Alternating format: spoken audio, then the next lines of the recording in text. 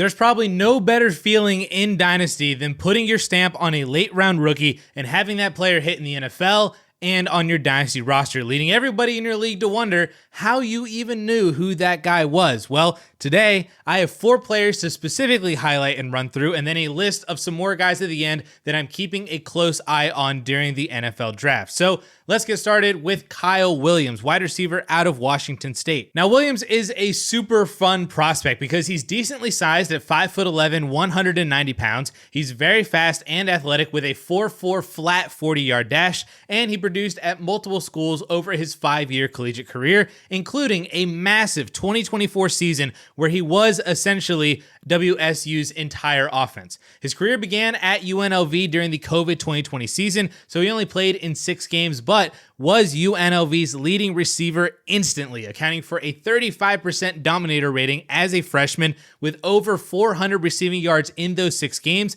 and no other receiver on the team even getting over 150. That type of lower raw production in a weaker offense continued for 2 more years at UNLV until eventually a transfer to Washington State in 2023, where he saw better raw production in a much more explosive offense as a senior with Cam Ward at quarterback, I might add, and then that big breakout 2024 despite significantly worse quarterback play. What makes Williams even more intriguing though is how he grades out in my marker system, which in case you don't know is a series of baselines that I want prospects to hit based on what previously successful NFL receivers had coming out of college. If you want a major breakdown of this system specifically for the wide receiver position, I'll link that video up here for you guys to check out. But out of 14 markers total for wide receivers, Williams hits on 10 of them with a possibility of getting to 11 if he is a first or second round pick in the NFL draft, which I don't expect, but maybe he sneaks in around 2, don't really know. But prior to the NFL draft, he is technically tied with Luther Burden and Tech McMillan for the most markers hit in this class,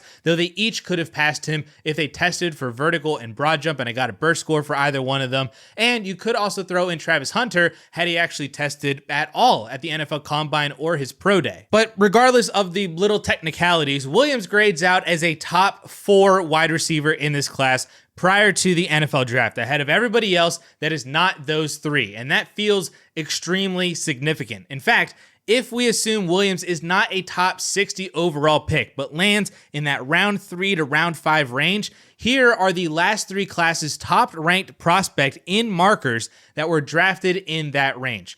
Last year, Troy Franklin, which is a miss so far, but Josh Downs in 2023, Khalil Shakir in 2022, and in 2021, the highest graded in this range was actually Tylan Wallace, but the second highest was Amon-Ra St. Brown. So Kyle Williams potentially being on that list post-draft sounds pretty good to me. The other list that I love seeing Williams in is centered around my PFF markers, which is another series of baselines from Pro Football Focus metrics like yards per route run, targets per route run, first downs per route run, stuff like that. Basically showing how good a receiver is on an individual per route basis as opposed to a season-long or team basis. And out of 16 PFF markers, Williams hits on 9 of them, which is tied for 6th in the class along with Luther Burden, Trey Harris, and Jalen Royals, and ahead of Tech McMillan and Jarquez Hunter. And again, if we look at receivers since 2018, drafted in that round 3 to round 5 range with 9 or more PFF markers hit, the list has a lot of not great names, but we also still see Khalil Shakir in here,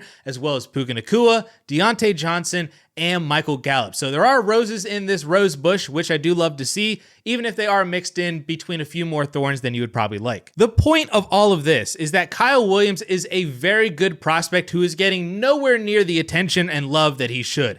If you search his name on X, you do see some hype for him, and people are ranking him inside their top 50 overall in this class, but he's still not a mainstream guy. I really haven't even seen him come across my Dynasty circle on X until just a few days ago when Hayden Winks from Underdog Fantasy tweeted out that Williams is the best wide receiver not currently ranked in the consensus top 100 overall. I actually shared that tweet with one of my own and was even asked where I think the best landing spots are for Kyle Williams, to which I replied, the Giants, if they were to actually get a quarterback, but as the wide receiver 2 behind Malik Neighbors, that sounds pretty good. The Patriots, who do have a quarterback, but no real wide receivers, or the Houston Texans as a mix of kind of both teams. They already have a quarterback. They have that alpha wide receiver 1, but they still need wide receivers behind Nico Collins. And guess what? Kyle Williams is visiting with the Texans as an official top 30 visit. Oh, and we even have this clip from the Senior Bowl as well. Name a wide receiver or two in the NFL who you model your game after. Stephon Diggs, Tank Dell. Why?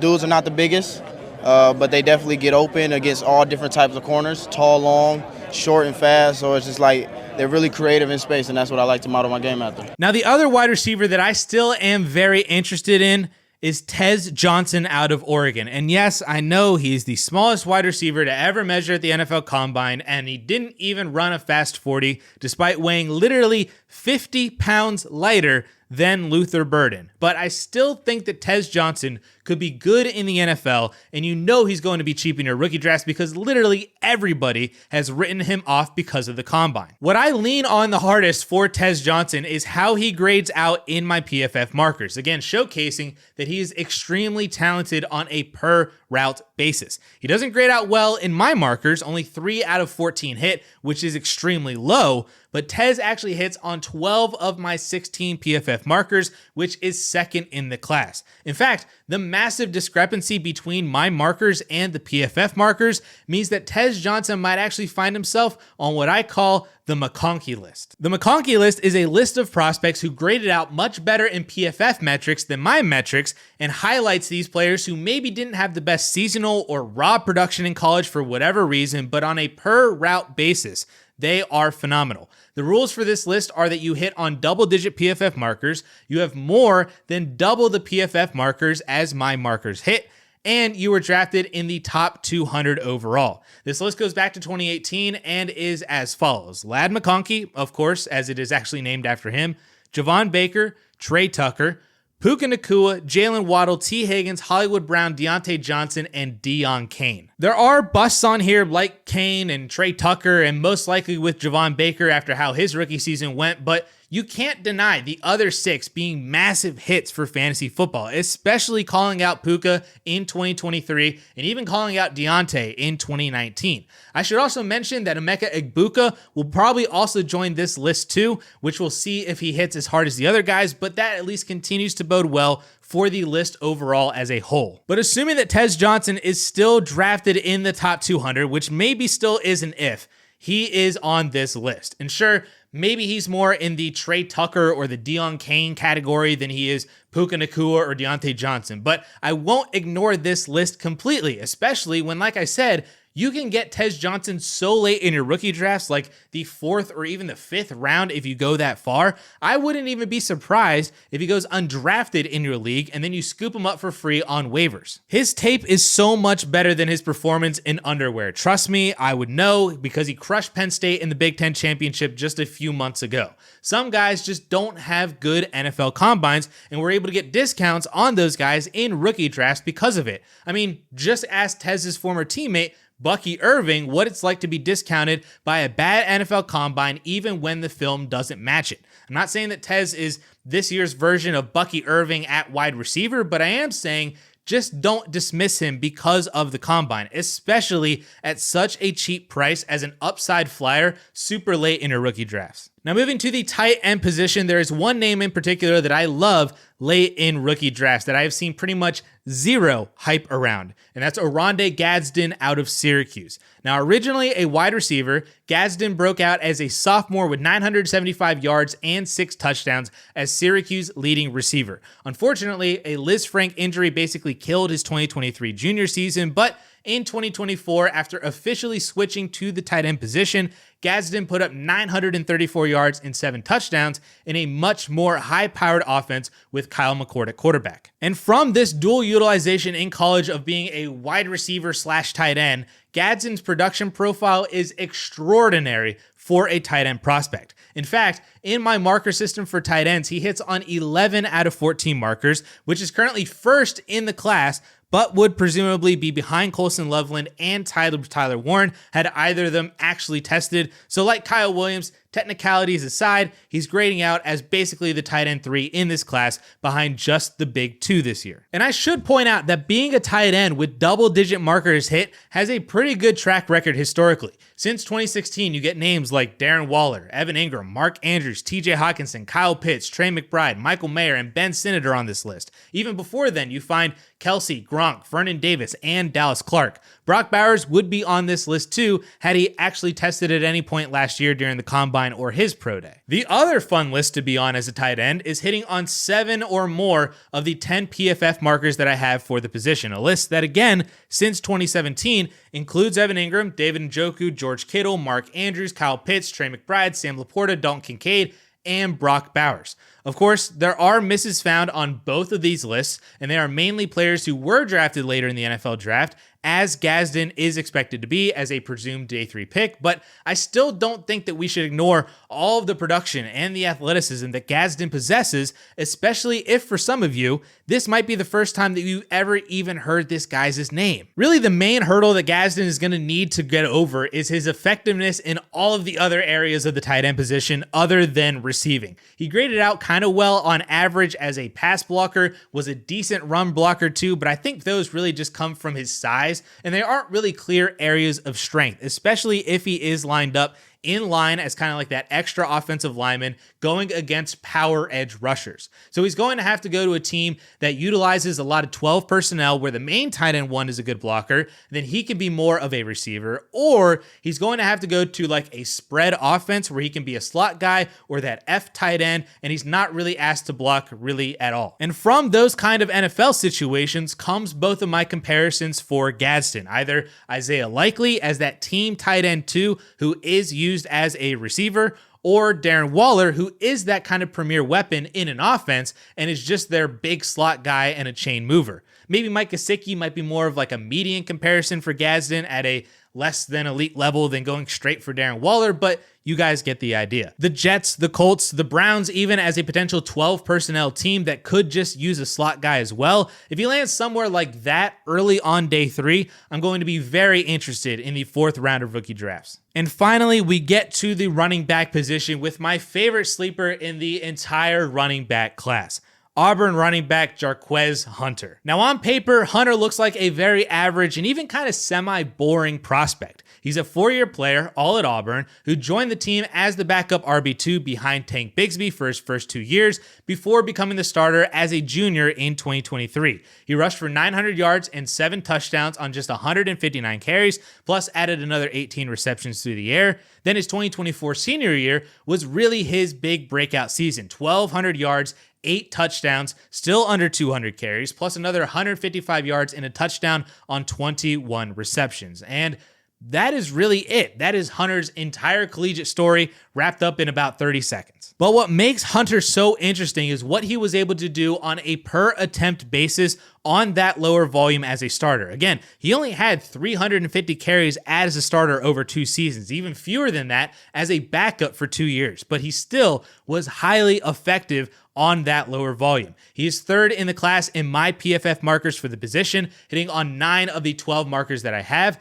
And from my research into these PFF markers for running backs, he hits on the 4 biggest ones that seem to have the biggest indication of fantasy success at the NFL level. Career breakaway runs per attempt, career yards after contact per attempt, best season first downs per attempt, and best season yards per route run. Since 2017, there have been 21 running backs drafted in rounds 1 through 5 who hit on all 4 of those PFF markers. You have some big names in here like Alvin Kamara, Dalvin Cook, Joe Mixon, Jonathan Taylor, Bijan Robinson, but you also have some lower level names like Tyler Algier, Tyjae Spears, Ramondre Stevenson, Antonio Gibson, Tony Pollard, guys who were drafted in rounds 3 or 4 of the NFL draft who just kind of slipped through the cracks of rookie drafts and were all 3rd or even 4th round rookie picks that ended up being moderate hits early on to pretty big hits throughout the entirety of their career so far. Even the smaller names on here, like Michael Carter and Darrell Henderson, ended up being usable at different points in their careers for very cheap production. I also think it's incredible that this identified both Bucky Irving and Tyrone Tracy from last year's draft, both of whom, if you had drafted them last year, ended up being massive hits for where they were going in rookie drafts. So when we apply this list to the 2025 class, there are only 2 running backs who hit on all 4 of these PFF markers: Ashton Genty and Jarquez Hunter.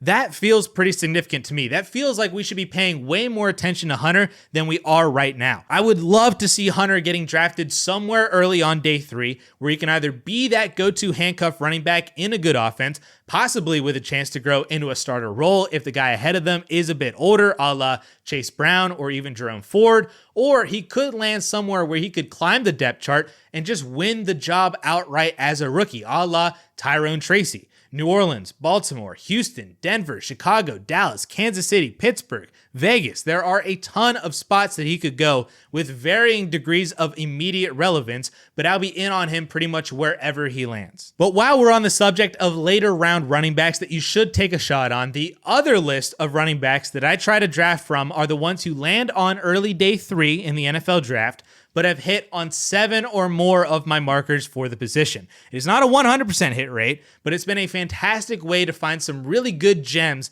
late in rookie drafts. Guys like Chase Brown, Chuba Hubbard, Tony Pollard, Aaron Jones, Marlon Mack, Jay Ajayi are all names on here since 2015. Not to mention the other various names who may have flirted with dynasty relevance like Tyler Algier, Michael Carter, Trace Edmonds, Tariq Cohen, Devontae Booker. You're most likely just going to find a nice handcuff that you might end up cutting after a couple years, but a 25% clip, according to this list, of finding yourself a pretty excellent multi-year dynasty asset. From the 2025 class this year, guys who could end up on this list based on draft capital in no particular order are Cam Skadaboo, Bashal Tutin, RJ Harvey, Taj Brooks, DJ Giddens, Damian Martinez, and LaQuint Allen. Now, that doesn't mean that I'm not interested in the Ollie Gordons or the Dylan Sampsons or the Brashard Smiths of the class, but these names in particular that I've highlighted all have shown pretty extreme production in college as workhorses for their team, including receiving upside as well,